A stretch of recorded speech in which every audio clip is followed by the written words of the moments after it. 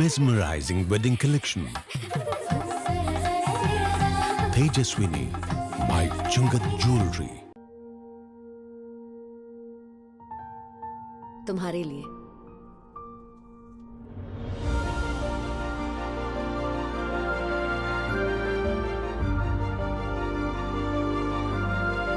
Make every moment a beautiful celebration with Joya Lucas. കേരളത്തിന്റെ vision expert Idimannickal edge ഓപ്റ്റിക്കൽസിന്റെ 9ാമത് showroom ഇനി അങ്കമാലിയിലും 50 ദിവസം നീണ്ടു നിൽക്കുന്ന ഇനോഗ്രൽ ഓഫറുകൾ.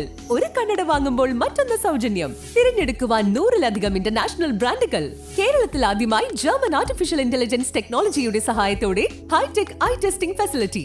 വിദേശ നിർമ്മിത കണ്ണടകൾ 250 രൂപ മുതൽ 1 വർഷത്തെ വാറന്റിയോടെ. ഇനി കണ്ണു തുറക്കാം കാഴ്ചയുടെ പുതിയ ലോകത്തേക്ക്. Idimannickal edge opticals, opposite Little Flower hospital, Angamaly. ആശംസകളോടെ Idimannickal gold and diamonds.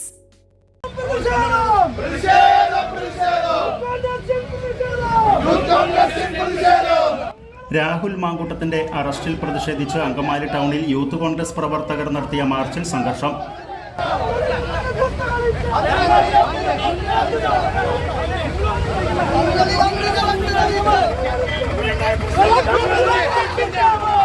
T B ജംഗ്ഷനിൽ നിന്നും ആരംഭിച്ച മാർച്ച് പഴയ മാർക്കറ്റ് റോഡിലൂടെ ദേശീയപാതയിലേക്ക് കയറാൻ ശ്രമിച്ചപ്പോഴാണ് പോലീസ് തടഞ്ഞത്.